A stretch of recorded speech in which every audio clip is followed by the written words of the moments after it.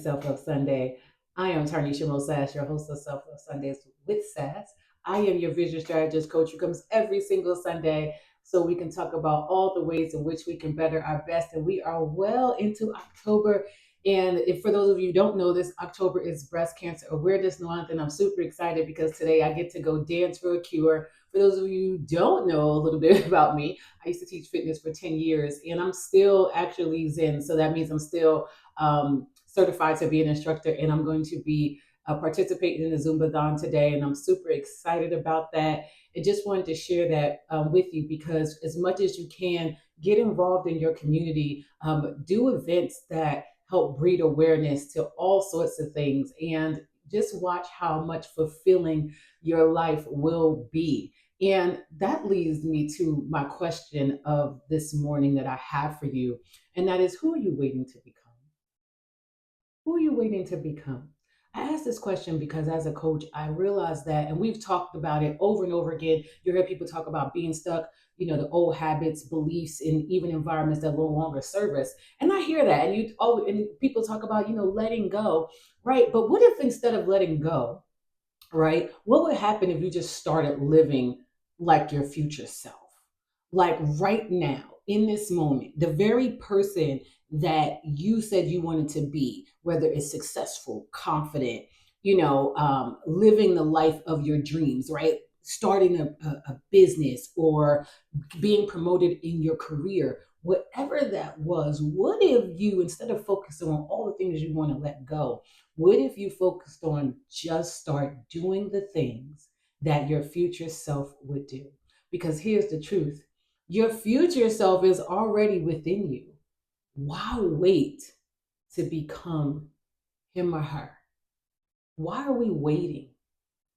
And who are we waiting for?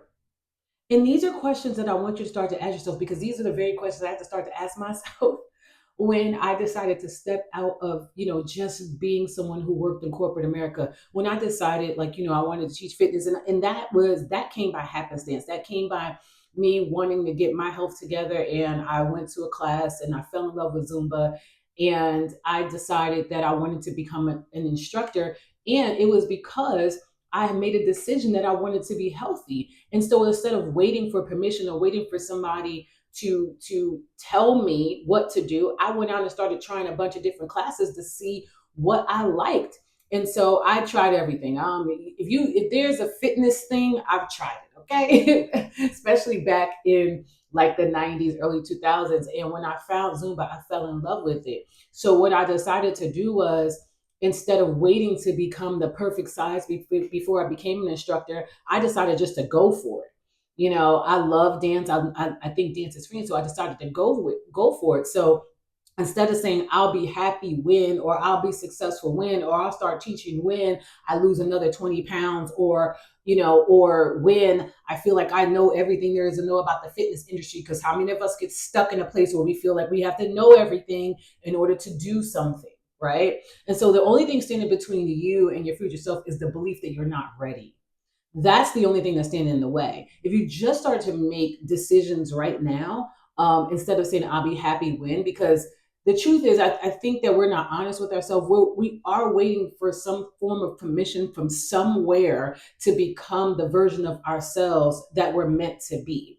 And I don't know where that permission is coming from. I don't know whether for some people it's waiting to be acknowledged on social media. It's waiting for you to have 50,000 likes before you can step out of the imposter syndrome, or you're waiting for the promotion to happen within your job before you step out of the imposter syndrome, because most likely it's you just not believing that you are who you really are and not being able to see yourself. So some of the things you can do is explore identity-based behaviors, right? Because they're the foundation of long-term change, right? So there's a book, and you watch me, you hear me talk about atomic habits all the time. It's a wonderful book about setting goals to achieve something in the future, right? For example, instead of saying that I want to write a book, you start to say I'm an author, right? The way you identify, listen, communication in terms of language and words is everything. I wish people understood the art of communication, and most importantly, the art of how you communicate with yourself. It's not necessarily what you're saying to other people, because communication with the other person is how they respond. Yes. Communication. How do you know that you clearly communicated with someone? It is based upon their response. Okay. And I learned that from Tony Robbins. He's one of my mentors that I follow. And so it helped me to learn how to, even when I come and convey a message here, to be more clear in what I'm saying, so that I'm ensuring that what I'm teaching, the outcome of that is that you are working in the behavior, you are doing the things, you are starting to affirm yourself. Instead of saying, I want to write a book, you start to say, I am an author. And then you leave me a comment below and say, hey, Mo, guess what I did? I am an author. Right? And that's how I know. Okay. But it's not, but it's, and you have to start to call yourself as if you were in the future. So whatever it is, that thing that you want to do, and then you have to start embodying the habits, right? So your future self, she's confident, right? And so in the actions that they're taking. So for example, if I say I'm an author, guess what an author is doing? An author is coming up with their book. They're writing their outlines, right? They're crafting their story. That's what they're doing. They're doing the work. And how often are they writing, right? You have to determine what type of author you are. When I wrote my book, I decided that I was an author who wrote 30 minutes a day. Why? Because I worked full-time in my career, full-time parent, right? And I was working on my speaking career as well. So I decided the type of author I was. My routine was I wrote 30 minutes a day. What type of author are you going to be? What type of coach are you going to be? What type of entrepreneur are you going to be? What type of person will you be in terms of your career? How will you climb the ladder, right? Who are you deciding to be, and how do they act? So, for example, if you're working in corporate America and you say, well, I'm the VP of operations. Well, how does a VP of operations start to make decisions today? The difference, I'm going to give you a big difference maker right now. When you go into the job as a VP of anything, you're not looking to see how much the company is going to pay you. You're looking to see how much money you're going to help the corporation make. Mindset shift. Mindset shift. Ding, ding, ding. Right? So that's the difference between someone who's just coming for a job versus someone who's looking to elevate within the company. Okay. Because the CEO is certainly, let's not get this twisted. We're not doing it all for free. And of course they care about their salary. However, what they really care about is they understand the amount of money that they're helping to bring into the corporation is going to directly impact them. Okay. Mindset shift. All right. And so the other thing is, you got to remember, when you are creating your future self, they're going to ask themselves, right? Like, what is it that I fear? And they're going to feel the fear and do it anyway. It's not cliche, it's the truth. When I go on stage, I taught Zumba for 10 years, right? I've been a speaker, I wrote books. And still today, when I get ready to go on the stage, I feel a tinge of nervousness. I feel it every single time that I go step on there. And I do it anyway. Okay. And the reason why I'm able to do it anyway, I'm going to just give you a clue, or in a tip, I would say, is that I practice as if I'm already in the rooms. No matter what it is, no matter how many times I've done it, I always make sure before I step in that room again, even with Zumba, knowing the songs backward and forward, I still practice it as if I'm in the room. It changes the game and it helps you with your confidence. So again, if you want to pick up that book, Atomic Habits, it's a great one. And the next thing is, like, the most powerful tool, I'm going to tell you, the most powerful tool you can use to step into your future self is the very thing that I teach. It's the very thing that I am. And that is vision. I know people just want to discount it.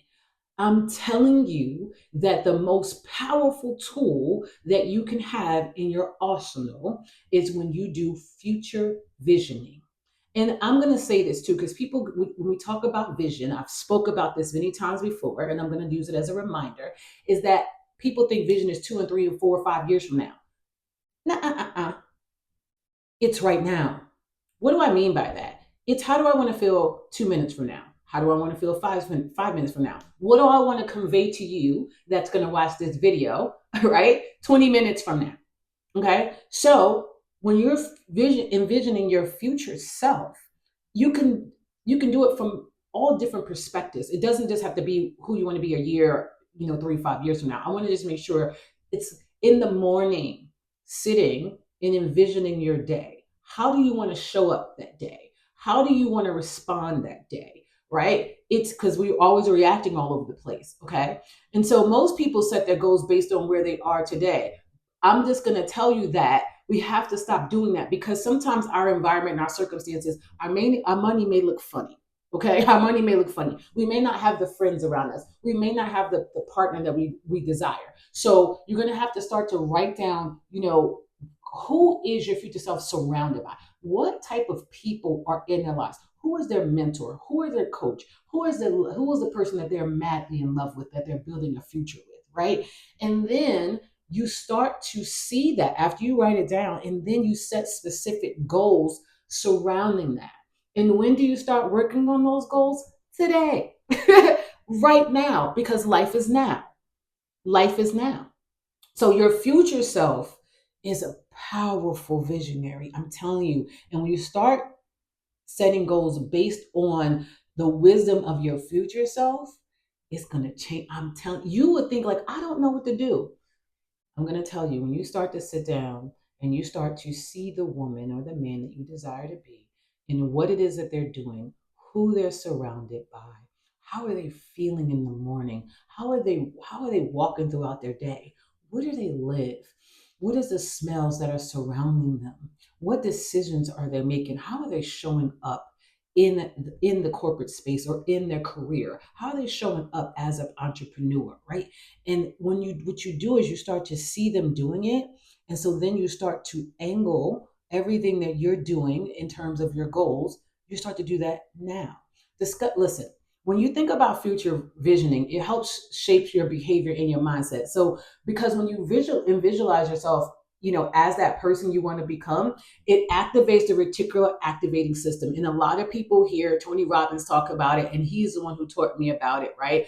Because that filters opportunities and actions that align with our vision. Okay, because this technique taps into the neuroplasticity of the brain. Okay, and that's the brain's ability to reshape and rewire itself based upon new patterns of thinking. And I know that's a lot of big words and a lot of things. I will tell you that one of the ways that I was able to capitalize on my future self, the reason why I'm able to walk in my business right now as a coach, having a community and being successful at it, is because of the very things that I'm talking to you right now. And when I heard people talk about reticular activating system and I heard people talk about neuroplasticity, what I didn't do was sit and say, what are they talking about? I went and did more research to help me so I could understand, what it is that I'm walking into, what it is they're talking about, right? I didn't do the traditional route. I didn't go to college, right? So I had to start to read books, go to seminars, get with coaches that took the time to help me set up the way I want to see myself, the way I see my future self, so I can start walking to those goals right now. So you can start that actually today. Take 5 or 10 minutes a day. Listen, you can go back and watch so many videos. I'm talking about this over and over again. The reason being is when I say I'm a vision strategist coach, I'm telling you that these are the very things that I did, and these are the very things I do with my clients today to help them become successful in their walk of life. It's not just words. The more specific you get, the more your brain begins to see opportunities. So think about it, right? So what am I talking about?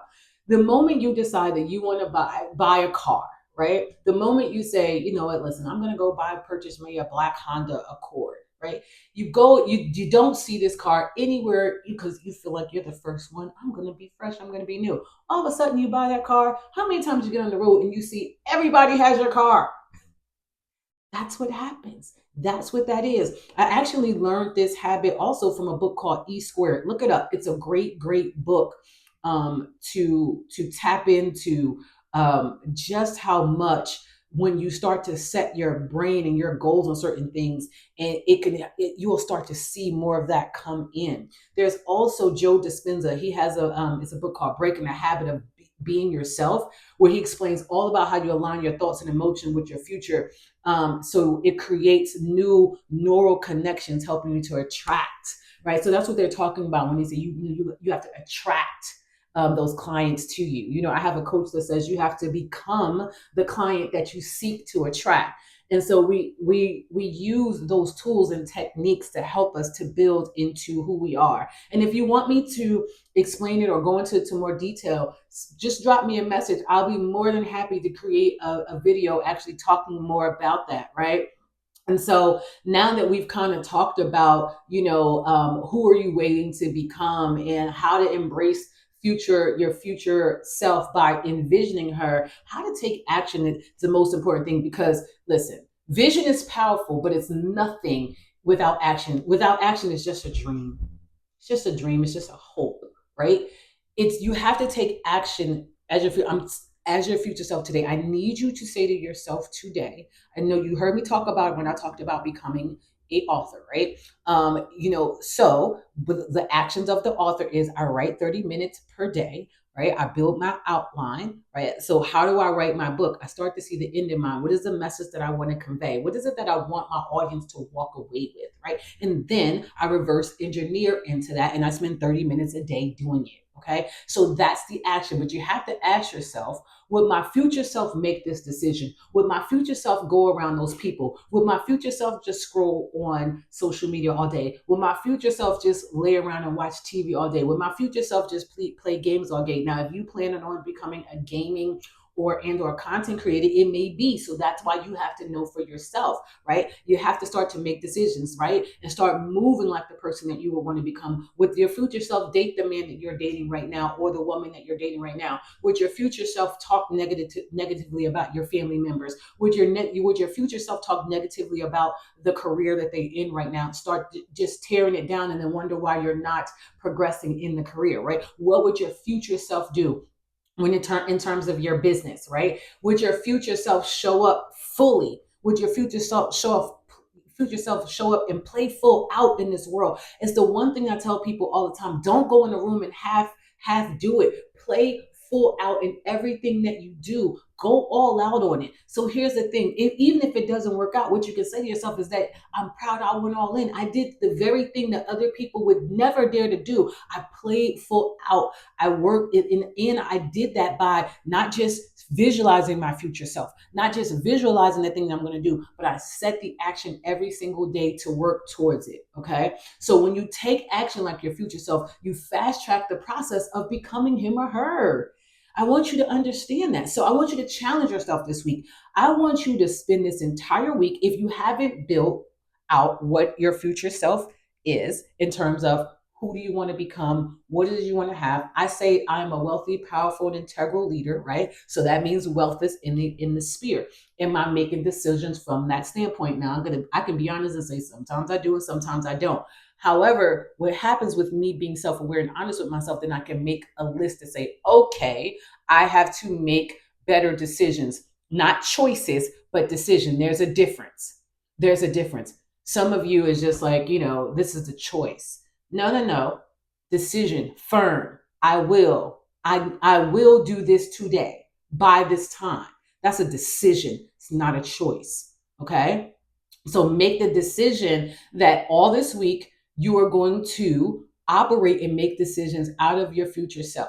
Okay. So that means turning down opportunities to be in certain places, to be around certain people, to scroll on social media, or to lay around and watch TV. It means you're going to have to do the things that get rid of the things that don't serve you. Okay. You're making a decision from your future self. Okay. So this is a move within your mindset, because when you start to say that I'm ready, watch how God moves.